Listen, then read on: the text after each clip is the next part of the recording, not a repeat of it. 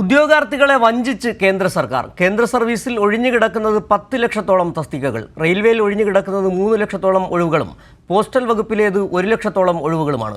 2022 March 31 വരെയുള്ള കണക്കാണിത്. നിലവിൽ ഒഴിവിൻ്റെ എണ്ണം ഉയരും. തസ്തികകളിൽ നിന്ന് വിരമിക്കുന്നതിന് ആനുപാതികമായ നിയമനം ഉണ്ടാകുന്നില്ലെന്നും റിപ്പോർട്ടിൽ ചൂണ്ടിക്കാട്ടുന്നു. ഭരിക്കുന്ന കാലയളവിൽ റെക്കോർഡ് നിയമനം നടത്തുമെന്നുള്ള വാഗ്ദാനവുമായാണ് നരേന്ദ്രമോദിയുടെ രണ്ടാം സർക്കാർ അധികാരത്തിലേറുന്നത്. എന്നാൽ അധികാരത്തിൽ നിന്നും ഇറങ്ങാൻ മാസങ്ങൾ മാത്രം ബാക്കി നിൽക്കെ ഉദ്യോഗാർത്ഥികളെ വഞ്ചിക്കുന്ന നിലപാടാണ് കേന്ദ്ര സർക്കാർ സ്വീകരിക്കുന്നതെന്ന് കേന്ദ്ര ധനകാര്യ മന്ത്രാലയം പുറത്തുവിട്ട റിപ്പോർട്ടുകൾ സൂചിപ്പിക്കുന്നു. ഏറ്റവും കൂടുതൽ നിയമനങ്ങൾ നടത്തിയെന്ന ഖ്യാതിയുള്ള പൊതുമേഖലാ സ്ഥാപനം ഇന്ത്യൻ റെയിൽവേയിൽ ഒഴിഞ്ഞുകിടക്കുന്നത് 3 ലക്ഷത്തോളം തസ്തികകളാണ്. റവന്യൂ വകുപ്പിൽ 70,000 തസ്തികകൾ ഒഴിഞ്ഞുകിടക്കുന്നു. പ്രതിരോധം, തപാൽ എന്നീ പ്രധാനപ്പെട്ട വകുപ്പുകളിലും ഒഴിഞ്ഞുകിടക്കുന്ന തസ്തികകൾ നിരവധിയാണ്. 2022 മാർച്ച് 31 വരെയുള്ള കണക്കാണിത്. നിലവിൽ ഒഴിവിൻ്റെ എണ്ണം ഇനിയും ഇരട്ടിയായി ഉയരും.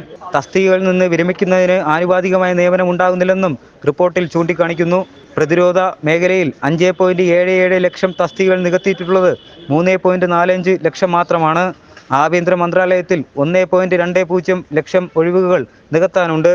അംഗീകൃത തസ്തിക 10.90 ലക്ഷത്തിൽ നിന്നും 9.69 ലക്ഷം മാത്രമാണ് നികത്തിയിട്ടുള്ളത്. തപാൽ വകുപ്പിൽ 1 ലക്ഷം ഒഴിവുകളുണ്ട്.